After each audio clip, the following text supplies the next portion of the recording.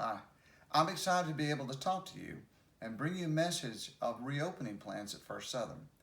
I'm sure by now you know that our governor has relaxed some restrictions on group gatherings. We need to take very seriously our gatherings so that everyone remains safe and healthy. We feel confident that if we follow social distancing guidelines, we'll be able to meet. While we're glad to be back, we also want to be responsible. We have some high risk individuals in our church, and our facility is small. Because of our size, practicing social distancing presents some unique challenges. We'll need to make some temporary adjustments to our normal services. Our services will be somewhat abbreviated. We'll not have our normal fellowship time. Additionally, the children's sermon time will need to be postponed until a later date.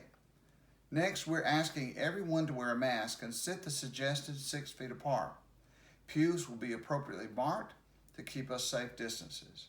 We will not be able to staff the nursery for the next several weeks. We will have no student workers until the fall semester resumes, and social distancing in the nursery is almost impossible. Next, we will be practicing social distancing in our worship in the following ways. We are asking that half our congregation attend on Sunday night and the other half on Sunday morning. We'll need to divide up our attendees by half in each service.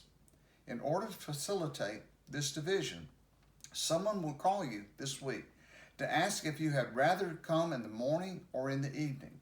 Both worship services will be the same. The sermon and music for each will be identical. A word of caution is warranted here, however.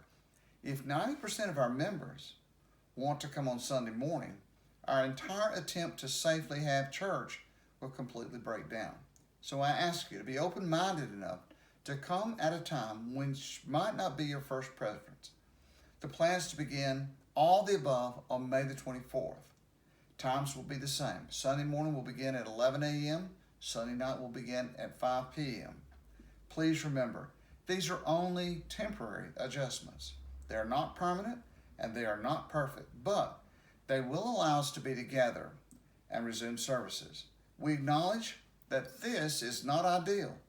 It is not what we're used to, but if we want to be back in church together, these steps are necessary. In spite of all these safety precautions, there will probably be some who will not yet feel safe coming back. I understand completely. As your pastor, I'm telling you, that is okay. You need to feel both safe and positive about coming back. I know you love one another, but sometimes that means being inconvenienced or that we make concessions to safely be together. I love you, and I'll see you soon.